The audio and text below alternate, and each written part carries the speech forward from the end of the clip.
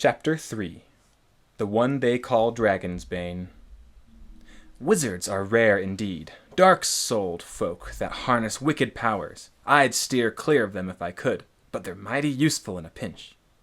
Jeltor, Captain of the Guard at Castleton. The man's thick fur coat covered his shoulders and hung almost to the ground. His face was covered by a sleek helm, and his hands by metal gauntlets. Clinking could be heard beneath the fur, but the coat was so extensive that almost nothing could be seen beneath it. The coat rustled in the wind, just enough to reveal a long knife strapped to the man's thigh above thick leather boots and a short sword hanging at his side. He carried a large glaive in his muscular hands, with a shaft as tall as he was, and a double-edged blade at its top, made out of the same steel that had crafted the recurve bow slung over his shoulder. The man's name was Kovlin, although he was often called other things. There were his racial nicknames, Ice Eyes, Night Walker, and the like, as well as titles he had earned, such as Dragon's Bane. Then, of course, there were the insults, Child of the Devil, Monster, Fiend, and so forth. His true name was Kovlin, though few people took the time to learn it. Mostly, everyone simply called him Outlander, the only title that encapsulated the rest into one. Kovlin didn't mind having little to no human relationships. From his experience, they were usually fleeting and meaningless, and besides, he hardly received a warm welcome from others, which was proven to him again upon his arrival in Weatherpost. The sun had yet to rise, which was all the better for Kovlin. The city's outer wall was made of stone, better than most outlying villages, and it had many lush tilling fields around it. Upon entering Weatherpost proper, he found the streets deserted. The rain had only recently stopped, leaving massive puddles in the cobblestone.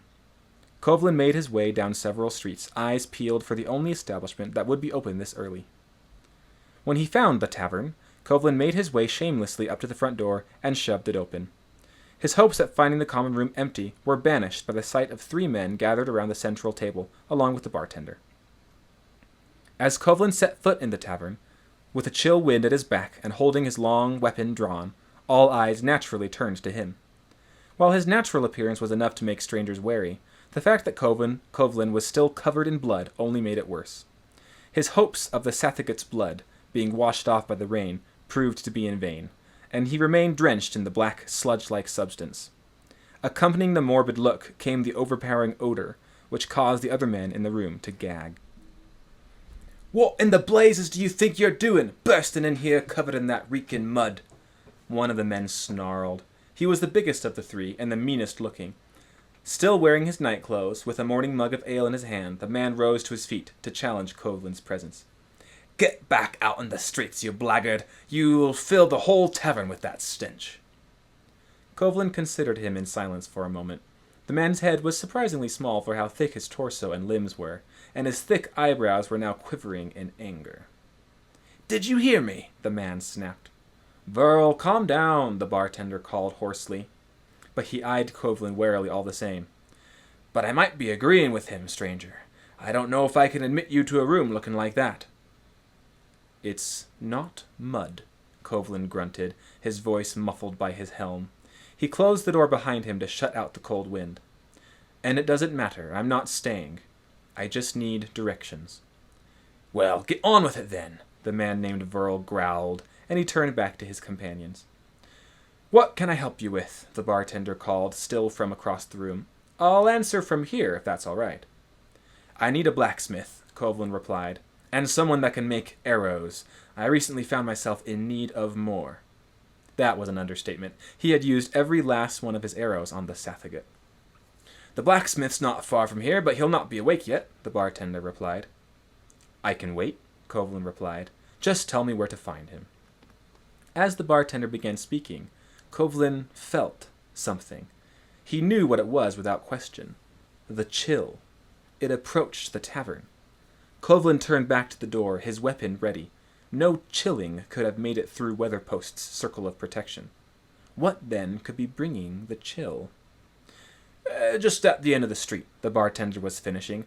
"But you'll have to wait until sunrise, stranger. He'll not rise till then. Are you even listening to me?"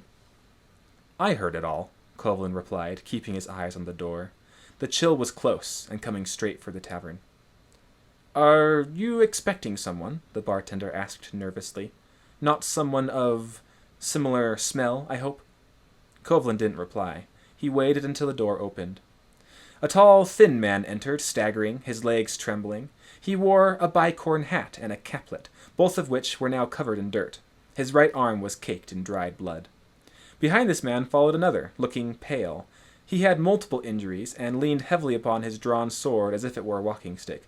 Kovlin recognized this man as the carrier of the chill. Following these two men came a woman who looked to be asleep. She was hovering horizontally several feet off the ground, eyes closed, looking pale as death. Upon seeing her, Kovlin's eyes widened. If the man was carrying the chill, this woman carried something far darker. Kovlin didn't recognize it, but he could sense it all the same. Something intensely powerful burned within the girl, powerful enough that Kovlin instinctively gripped his glaive a little tighter. "Told you the tavern would be open," the lead man said snidely, looking relieved. "I never said they wouldn't be open," the rear man replied. "I just didn't think they'd have the information we need." "You were outside," Kovlin commented to them, keeping his eyes on the girl. That was a bad idea. The man in the bicorn hat raised his nose at Kovlin. "Our business is our business, and who are you to judge? What are you covered in, bat dung?" "That was closer than mud," Kovlin replied, earning him a nasty glare from Verl. "We don't have time for this," the other man coughed. "We're looking for a sage by the name of Nildark. Does anyone here know of him?" "Yeah, but who's asking?" Verl grunted, shooting them a sideways glance. "My sister's life is in danger. Please," the chill-infected man said anxiously. "She's dying." "What happened to her?" Kovlin asked, both curious and apprehensive about the levitated girl. She couldn't have been older than 20, with thick auburn hair and high cheekbones. Her dress, which at one point may have been deep emerald green, was now stained brown by dirt and mud. "It's a long story," the brother replied. He looked to be a few years older than his sister, with blonde hair and pronounced facial features. "We've got to find Nildark, and fast." Kovlin frowned beneath his helmet. It wasn't often he encountered something he didn't recognize, especially when it came to dark powers, magic, and monsters. What has this girl gotten herself into? He thought grimly. "I know where to find Nildark," Verl called, leaning back in his chair and kicking his feet up on the table. "How much you paying for that information?" "Oh, come on," the brother sighed in exasperation. He turned his eyes to the bartender, who shrugged. "Sorry, lad, I know of the sage, but not where he lives," he said. The man in the bicorn hat staggered into a nearby chair and took a deep, quavering breath. "Well, I did my part," he wheezed. "Congratulations, Lawrence. You sap. You made it to Weatherpost." Kovlin felt a magical release, and the hovering girl abruptly fell. She hit the floor rather hard. "Jackral!" the brother, Lawrence, snapped in anger. He rushed to his sister's side, brushing the hair out of her face and checking for a pulse. "Couldn't have set her down any slower." Jackral rolled his eyes and turned to the bartender. "A room for the night," he called, "and food. Now." "5 blocks for the room and 3 for a standard meal," the bartender replied. "Done," Jackral replied. "Just get me the food, quickly." Lawrence looked back to Verl, his expression hard set. "I don't have any more money on me right now," he said through gritted teeth, "but I swear if you tell me where to find Nildark, I'll pay you." "Can't take your word on that," Verl said, turning away. "Never trust a stranger, eh?" Lawrence's face fell. Kovlin could see despair spiraling behind his eyes. Glancing up, Lawrence looked at Kovlin, the only person in the room that hadn't rejected him. "What about you?" he asked tentatively. "Can you help us?" Kovlin frowned. He had no idea who Nildark the Sage was or where he lived, nor did he have any reason to help these strangers. But the power inside that girl, something intense, burning within her, far greater than her comrades could possibly have recognized. It was killing her from the inside out. Somewhere in the deepest part of Kovlin's heart, he felt sorry for them. But it wasn't for that he decided to help them. His curiosity about what in the name of Shazar's hell had happened to the girl caused him to step forward. "You were fools to venture outside at night," Kovlin grunted, moving to kneel beside Lawrence and inspect his sister. "You've still got the chill in your veins, boy. You'll be dead in a couple of hours if you don't get help." Lawrence's eyes bulged. He obviously hadn't known that. After stealing an angry glare at the wizard, Jackral, Lawrence looked back to his sister. She's worse than I am right now, he told Covelin. Our father is an old friend of Nildark's and said he could help us. Weatherpost is large, Covelin muttered. We won't be able to find anyone without help. He looked over his shoulder at Verl, who had just finished the last of his ale. You said you could pay? Covelin asked. Lawrence nodded frantically. My father's got money. He's in Midfeld, though. I've spent the last of what I had on me. He shot another pointed glare at Jekral. Covelin rose and moved toward Verl. Taking a leather box hanging from his side, Covelin set it down on the table in front of the man and shoved it toward him. Tell us where the sage lives, he grunted. Verl stared at him with wide-eyed shock and anger, but upon opening the leather box, his expression turned to a sneer. 10 blocks? I'd tell you for maybe double that. Covelin grabbed the man by the throat and slammed him into the back of his chair. Verl's 2 companions leapt to their feet, giving shouts of anger. But Covelin was far bigger than any of them, and was still holding his bloody glaive. They smartly decided to stay out of the action. All right, Verl coughed haggardly. He lives on the outskirts of town, to the northwest, past the windmill. There's a little hut thing with a horse outside. How do we know you aren't lying? Covelin growled. Verl struggled to free himself, but Covelin was easily the stronger of the two. After a vain attempt to jerk Covelin's gauntleted hand back, Verl gasped out his reply. We used to head out to old Nildark's place when we were kids and throw rocks at his door. Never could get after us, now could he? Not very fast, old Nildark. If you're lying and that girl dies, I will find you, Covelin growled, and he shoved Verl backward hard enough, his chair tipped over, and he hit the floor hard. Turning on his heel, Covelin headed back to Lawrence and his sister. Whatever you paid him, I'll pay you back triple, Lawrence blurted. Thank you, sir, thank you. He swayed, putting a hand to his head. You're in no condition to carry her, Covelin grunted. Come with me. Scooping up the unconscious girl easily in his arms, Covelin headed back onto the street. Lawrence followed the sludge-covered man without his usual amount of trepidation. Helping them find directions to Nildark had been very kind, which overshadowed the stranger's foreboding countenance and the foul-smelling substance in which he was covered. Gripping his neck, which still stung awfully, Lawrence bit his lip. I hope Nildark can help me survive the chill, he thought anxiously. But if not, at least he'll be able to save Gwen. His eyes never left the face of his sister, hanging unconsciously over the shoulder of the heavily furred, sludge-covered man. They made their way out of Weatherpost proper and began traversing through the surrounding tilling fields. Crops grew on either side of the road, tall and almost ready for harvest. Not far ahead of them, Lawrence spotted a windmill off to the side of the road, with a tussle of trees beside it. The night sky remained covered in ominous clouds. As they walked, Lawrence cleared his throat. So, what's your name, stranger? A moment of silence passed. Lawrence was just beginning to wonder if the man was going to respond at all when he spoke. People call me Covelin, he said, his voice discernibly hoarse and low even through the muffling of his helmet. Covelin, Lawrence said. Nice to meet you. My name's Lawrence. Thank you for helping us. I swear I'll pay you. The pain in his neck exploded, burning through his veins. Crying out, he was forced to lean heavily upon his sword. There is a lot of chill in your blood, Covelin muttered without glancing at Lawrence. How many chillings did you fight? Like 10, I think, Lawrence mumbled his reply, trying to remember. Not all at once. They came at us in groups. Jekral, as much as I hate to admit it, actually saved our hides out there. You shouldn't have gone outside at all, Covelin replied. Stupid thing to do. My sister's dying, Lawrence said, his voice catching in his throat. What happened to her? Covelin asked. Lawrence frowned. Gwenevere told me not to tell anyone, he thought. Some sort of strange curse, I think, Lawrence said. That wasn't totally a lie, but vague enough not to break his promise of secrecy to Gwen.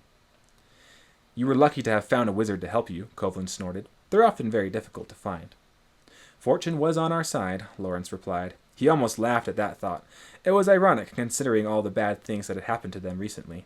He considered denying his statement and instead saying that Fortune was definitely out to kill them. But he became distracted as their destination came into view. Upon passing the windmill, they spotted a small clearing ahead, housing a large tree with overhanging branches not far from the wall that marked Weatherpost's circle of protection. Beneath the long boughs of the tree sat a hut, sturdy but worn, with a thatched roof and simple wooden walls. A horse stood near the door, tied to a post. Lawrence's chest gave a great leap of hope. Nildark, he whispered. He raced forward, ahead of Kovlin, but quickly realized he shouldn't have, for the world began to whirl beneath him, and he stumbled to his knees. The pain in his veins throbbed harder than ever. "You're in no condition to run," Kovlin muttered, passing Lawrence without helping him to stand. "No kidding," Lawrence gasped, struggling to rise. They approached the door of the hut, where Kovlin set aside his glaive, which up to this point he had been using as a walking stick, and proceeded to bang upon the door with his gauntleted fist. Several seconds passed. Kovlin banged again. More silence. Lawrence's heart sank. What if Nildark wasn't here? What if Verl had been lying?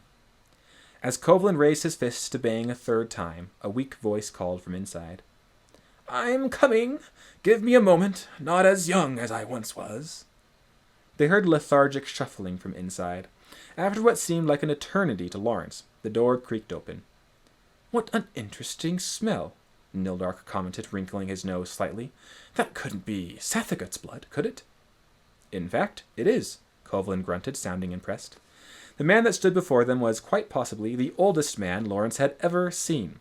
Tall and thin, with wrinkles so prominent upon his face that it looked to be carved of wood, Nildark wore a thick blue coat with a striking red scarf wrapped about his neck and matching red gloves. "You are Nildark the Sage?" Lawrence asked, wheezing slightly. "Who else would I be?" the man asked, smiling slightly. His eyes were pale blue and glossy, making Lawrence wonder if he was blind. "And you are Lawrence, son of Rigby of Midfeld, and Kovlin called Dragonsbane, Outlander from the north." "How do you know who we are?" Lawrence asked suspiciously. His father had known Nildark, but hardly ever spoken of him, and Lawrence was certain he himself had never met the sage.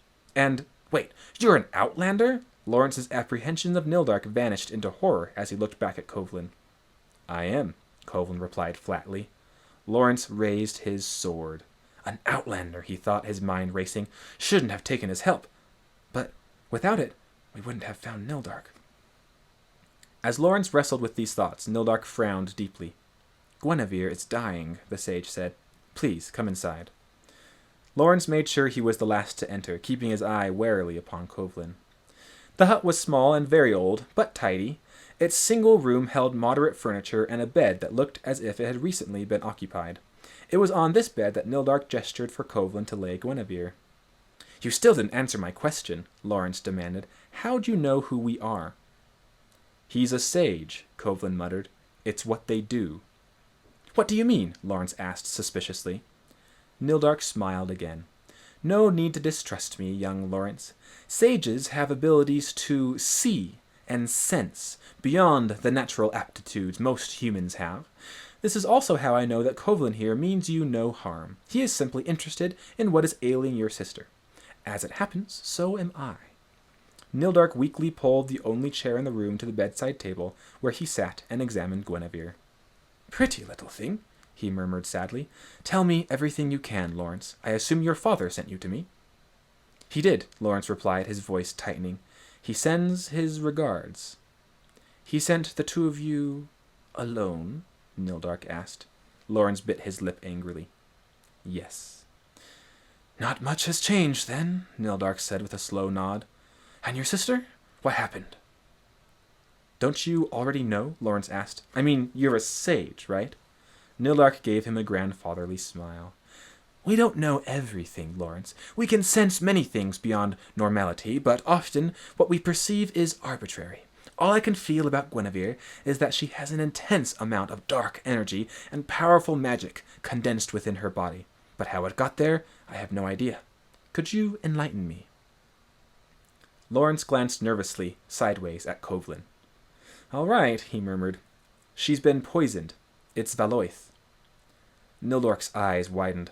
"Then we have no time to lose," he said, rising to his feet. "Your father was right to send you to me. I am the only person from here to Castleton that has the means to help you." Lawrence felt relief flood his system. Nildark could help. He was going to save Gwenevere. "My boy, what on earth happened?" Nildark asked concernedly as he moved across the room to a shelf full of large books and small wooden boxes stuffed with potions. "I told you, she's been poisoned," Lawrence replied. "Yes, but how and why?" Nildark asked. "Valoith is an extremely rare and deadly poison. Who in Northost wants her dead? And besides that, I feel something else within her, something Immense and powerful. There is more going on here than just poison. Lawrence frowned and glanced sideways at Covelin. It's kind of a long story, involving the recent lunar conjunction. Nildark came back to Gwenevere's side, holding a handful of potions and leather pouches. Covelin means you no harm, he repeated, but if you want to, perhaps that story can wait until we are alone. I'd appreciate that, Lawrence breathed in relief. Revealing what had taken place in front of an Outlander made Lawrence especially uncomfortable. He was glad Nildark was content to wait, and Covelin didn't seem to mind.